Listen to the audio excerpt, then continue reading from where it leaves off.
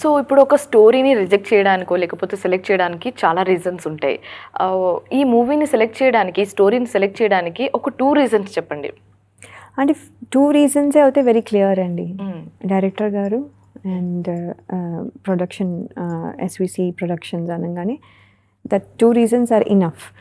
But ఈ 2 reasons are ఉన్నా కూడా third main reason is the story. Definitely story narration అది ఒక 2 లైన్స్లో చెప్పినా కూడా it was very interesting, very thing. ఆయన చెప్పారు కూడా మీరు అక్కడి నుంచి రావాలి, వచ్చిన తర్వాత ఒక 6 to 7 months కంటిన్యూస్గా ఉంటుంది, అలాగే మనము 80 to 90 days ఫారెస్ట్లో షూట్ చేయాలి, ఇన్ని రోజులు మీరు కేటాయించాలి time, can you do it, is that okay, ఇవన్నీ అడిగారు. అంటే మళ్ళీ మీరు వెళ్ళిపోతానని మధ్యలో అనకూడదు అంటే బికాజ్ చేస్తున్నారు మిమ్మల్ని అన్నారు. అనిన తర్వాత 6 months 2 years అయింది అనుకోండి, అది వేరే విషయం. కానీ ఆయన ముందరే చెప్పారు, ఓకే అని చెప్పాము, అంతా అన్ని ప్రిపేర్ అయ్యాక అప్పుడు then he narrated the story. మీరు ఎందుకు స్టోరీ నన్ను అడగలేదు అంటే, సార్ మీరు ఎప్పుడు రెడీగా ఉంటారు అప్పుడు చెప్తారు కదా, నేను వెయిట్ చేస్తాను మీరు ఎప్పుడు చెప్తారు అని అంటేనేమో, కాదు మీరు ముందే అడగాలి కదా.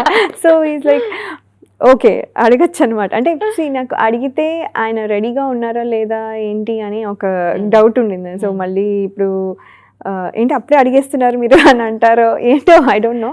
సో మీరు అడుగుతారేమో అని ఆయన చెప్తారేమో అని మీరు వెయిట్ చేస్తున్నా. అంటే ఆయన టైం వచ్చినప్పుడు ఆయన చెప్తారు కదా, మనకి ఉత్సాహం ఉన్నా కూడా కొంచెం కంట్రోల్ చేసుకుందామని ఆగాను. సో దెన్ తర్వాత అడిగితే ఆయన చెప్పడం జరిగింది. దెన్ చాలా ఇంట్రెస్టింగ్గా అనిపించిందండి. ఇప్పుడు కూడా మీరు ట్రైలర్ చూస్తే మీకు తెలుస్తుంది, it's different film, it's not the regular type of film.